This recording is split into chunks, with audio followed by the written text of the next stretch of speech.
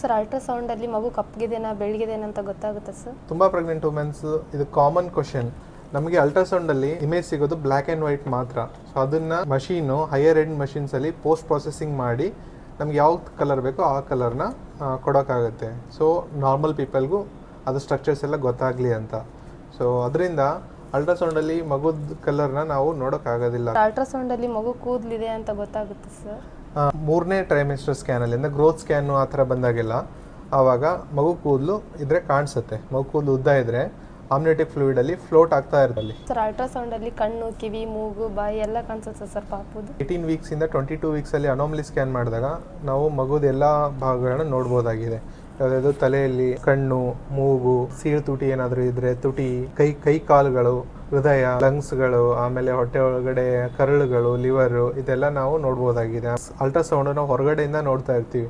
ಅವಾಗ ಏನಾಗುತ್ತೆ, ಅಷ್ಟೊಂದು ಸಲ ಪೊಸಿಷನ್ ಸಿಗೋದಿಲ್ಲ ಮಗುದು. ಸೊ ಅದಕ್ಕೋಸ್ಕರ ಕಿವಿ ಏನಾದರೂ ಈಗ ಮಗು ಫುಲ್ ಟೈಟ್ ಆಗಿ ಕೂತ್ಕೊಂಡಿತ್ತು ಅಂದರೆ 2 ಕಡೆಯಿಂದ ಪ್ರೆಷರ್ ಇತ್ತು, ಈ ಥರ ಇಟ್ಕೊಂಡಿತ್ತು ಅಂದರೆ ಸೊ ಪ್ರತಿ ಸ್ಕ್ಯಾನಲ್ಲೂ ನಾವು ಕಿವಿನ ನಾವು ನೋಡೋಕ್ಕಾಗೋದಿಲ್ಲ. ಹೀಗೆ 5 ಬದಲು 6 ಫಿಂಗರ್ಸ್ ಇರೋದು, ಈ ಥರದ್ದು ಅನಾಮಲೀಸ್ಗಳು ಮಿಸ್ ಆಗೋ ಚಾನ್ಸಸ್ ಇರುತ್ತೆ. ಅಲ್ಟ್ರಾಸೌಂಡ್ದು ಲಿಮಿಟೇಷನ್ಸ್ ಇರೋದ್ರಿಂದ ಈ ಥರದ ಅನಾಮಲೀಸ್ಗಳು ಮಿಸ್ ಆಗೋ ಚಾನ್ಸಸ್ ಇರುತ್ತೆ. 18ಇಂದ 22 ವೀಕ್ಸಲ್ಲಿ ಪ್ರತಿ ಪ್ರೆಗ್ನೆಂಟ್ ವುಮೆನು ತಮ್ಮ ಅನಾಮಲಿ ಸ್ಕ್ಯಾನ್ನ ಮಿಸ್ ಮಾಡೋಕ್ಕೆ ಹೋಗಬಾರ್ದು.